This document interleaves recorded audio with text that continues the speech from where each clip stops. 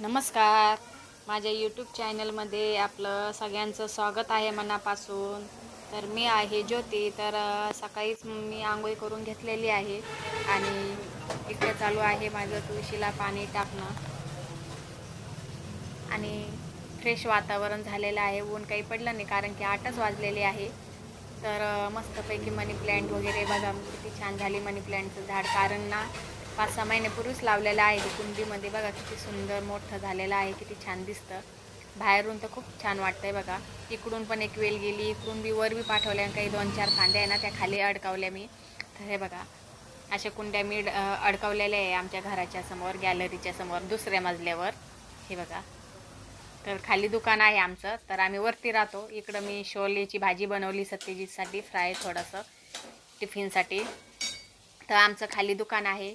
तर 7 वाजेलाच आमचं दुकान उघडतं. आम्ही 5लाच उठत असतो. हे बघा किती छान फ्राय केली मी.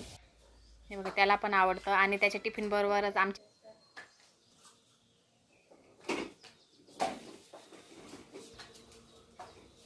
तर इकडं चालू आहे माझ्या पोळ्या. कारण की मी सत्यजीच्या टिफिनबरोबरच आमच्या पण पोळ्या करून घेते. कारण की 3 वेळेस कुटाणा करायचं काम नाही, कारण की पोळ्या होऊन जाते.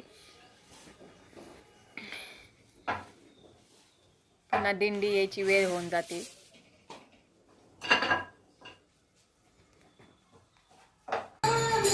बघा दिंडी आली, नंतर मस्तपैकी पूजा केली.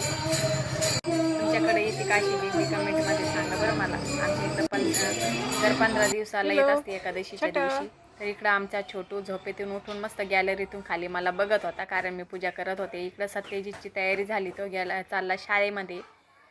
तर नंतर मी खाली दिंडीची पूजा केल्याच्या नंतर मग इकडं माझी पूजा केली मी घरातली, कारण की दिंडी आज लवकर आली होती 8:30 वाजेला बघा. तर माझी पूजा इकडं झालेली आहे. बघा किती पूजा केल्याच्या नंतर एकदम फ्रेश वाटतं घरामध्ये. तर मी पहिलेच पूजा करून घेत असते. इकडं आमचा छोटू येऊन झोपला, कारण की त्याची तब्येत ठीक नव्हती. हे का लगे पलंगावर येऊन झोपला, कारण त्याला खोकला आणि सर्दी येत होती. रात्रीतूनच त्याची तब्येत बिघडली, तर येऊन झोपला. हे का कसं बघू लागलं माझ्याकडं. तर माझा स्वयंपाक झालेला आहे. मी पण शोलेचीच भाजी बनवलेली आहे. तर आता आम्ही जेवण करूया. भेटूया नेक्स्ट व्हिडिओमध्ये. Bye bye.